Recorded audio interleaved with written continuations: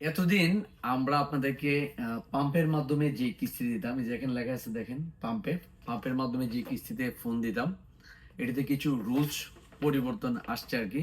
তারা সময়ে সময়ে রুলস পরিবর্তন করে। আমরা আপনাদেরকে সময়ে সময়ে বলে থাকি আর কি। যেমন ইনফিনিক্স এবং হচ্ছে টেকনো এবং হচ্ছে আইটেল, এই তিনটা কোম্পানি কিন্তু পাম্পের মাধ্যমে সরাসরি আপনাদেরকে আমরা কিস্তি দিতে পারতাম কোম্পানির মাধ্যমে। তো এখন কোম্পানির নতুন রুলস কি করছে আমি আপনাদেরকে একটু বলে দিচ্ছি, তাহলে আপনারা একটু সহজে বুঝতে পারবেন কি কি লাগবে। আমি বলে দিচ্ছি। আবেদনকারীর জাতীয় পরিচয়পত্রের মূল কপি ছবি জমা দিতে হবে, প্রথম রুলস। তারপর রুলস হচ্ছে ব্যাংক বিবরণী বা এমপিএস স্টেটমেন্ট প্রদান করতে হবে গত 30 দিনের। ব্যাংকের স্টেটমেন্ট 30 দিনের প্রদান করতে হবে, অথবা বিকাশের স্টেটমেন্ট 30 দিনের দিতে হবে। নতুন বিকাশ যদি খুলে আসেন এটা হবে না। আচ্ছা, তারপরে হচ্ছে গ্রাহক যে প্রতিষ্ঠানে কাজ করে তার প্রমাণপত্র হিসাবে প্রতিষ্ঠানের পরিচয়পত্র জমা দিতে হবে।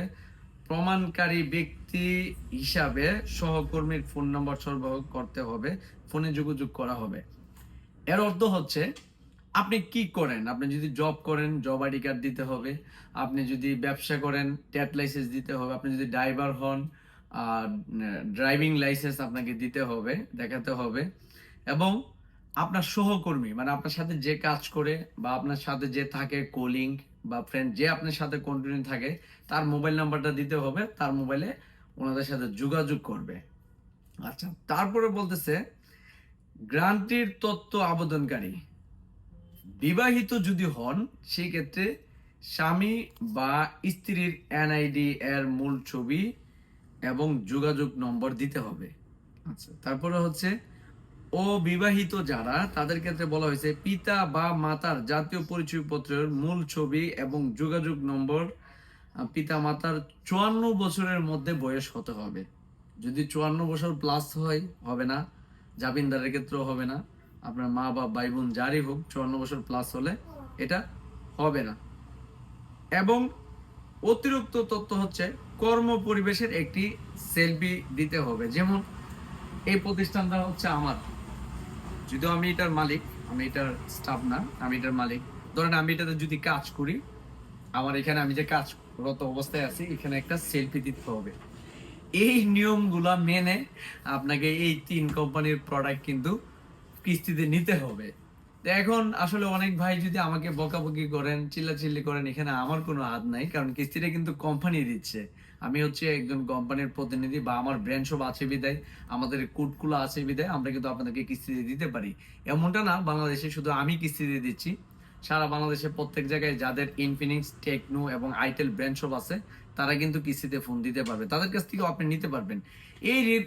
এই রুলস গুলা মেনে যদি নিতে চান তাহলে আপনি যে কোনো জায়গা থেকে নিতে পারবেন। চাইলে আমার এখান থেকেও নিতে পারেন, আপনার যেখানে ভালো লাগে আপনি ওইখান থেকেও নিতে পারেন। আর আমাদের এখান থেকে নিতে হলে আপনি এই রুলস গুলো মেনে নিতে হবে। এবং আমাদের শপের ঠিকানাটাও বলে দিচ্ছি। অনেক ভাই প্রশ্ন করেন আপনাদের সব কোথায় কি কি রুলস লাগবে, এর জন্য বলে দিচ্ছি।